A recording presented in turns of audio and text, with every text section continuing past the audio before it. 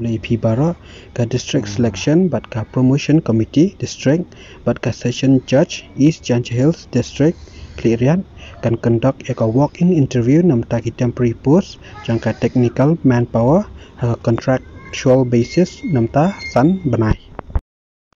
ka salary kalong kasana charge banai ki candidate ki bakwa pan apply ki nwanra baro ki documents ki ta ki credential proof na ne ki biodata but ki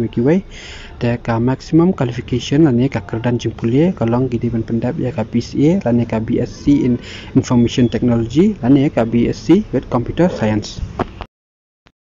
ka walk in interview kalong ha ka aru pratrik June araja arpuar na do ka shipo buji min step